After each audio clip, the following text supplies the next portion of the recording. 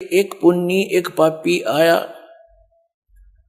एक है सूम दलेल रे, गरीब दास सतपुरुष भजन बिन, ये सब ही काल की जेल रे। जब तक हमें सतगुरु नहीं मिलते, सत्संग उपलब्ध नहीं होगा, और जब तक हमें सत्संग नहीं मिलेगा तो हमें ज्ञान नहीं होगा। जब तक हमें सत्संग नहीं मिला था तो हमने स्वर्ग तक को ही अंतिम सुख में प्लेस मान रखा था, सुख में स्थान मान रखे थे। नरक की इच्छा कोई नहीं करता। किसी की मृत्यु हो जाती है तो कहते हैं स्वर्गवासी हो गया, कोई नहीं कहता नरकवासी हो गया। जबकि परमात्मा के विधान में दोनों ही वास करने पड़ते हैं प्राणी को, जब तक वो सत्पुरुष की भक्ति नहीं करता। और सत्पुरुष की भक्ति का ज्ञान आज तक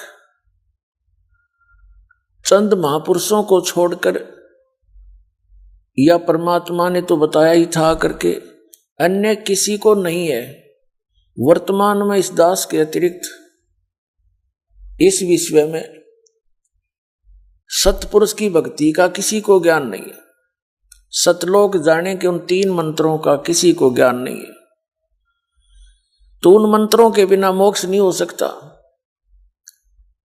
और वो मंत्र जिसके पास नहीं है तो वो मोक्ष प्राप्ति नहीं कर सकते। तो क्या बताए हैं, जब तक सत साधना नहीं मिलती, यहां किए हुए पुण्य के आधार से प्राणी स्वर्ग चले जाते हैं। वो स्वर्ग क्या है? स्वर्ग एक होटल समझो, रेस्टोरेंट। रेस्टोरेंट में वही प्रवेश कर सकता है जिसकी जेब मोटी हो, जिसके पास 10-5 हजार रुपए हो, और वहां जाकर वही मौज मस्ती मना सकता है, क्योंकि वहां सब खर्चा उसकी जेब से ही होगा, लेकिन सुविधा सारी मिल जाएंगी। घंटी बजाते ही सेवादार आएगा, वांछित वस्तु जो वहां उपलब्ध होगी वो आपको प्राप्त कराएगा, और जेब आपकी ही ढीली होती चली जाएगी, यानी पैसा आपका खर्च होगा। ऐसे ही जो स्वर्ग में चले जाते हैं वो अपने पुण्यों की गठड़ी ले जाते हैं, वो परस भर के ले जाते हैं पुण्यों का, और वहां सारा खाली करके फिर वापस मुंह लटका के कंगाल हो करके आ जाते हैं। उसके उपरांत यहाँ का नियम है, जैसे कर्म करेगा वैसा ही फल मिलेगा। दोनों ही भोगने पड़ते हैं प्राणी को।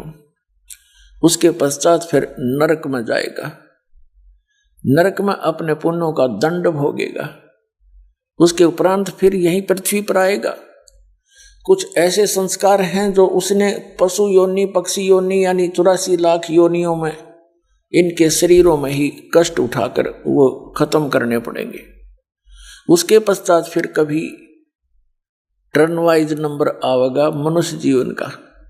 मनुष्य जीवन के अंदर फिर हमारी ये बकवाद फिर शुरू हो जाती है जो अब हम कर रहे हैं।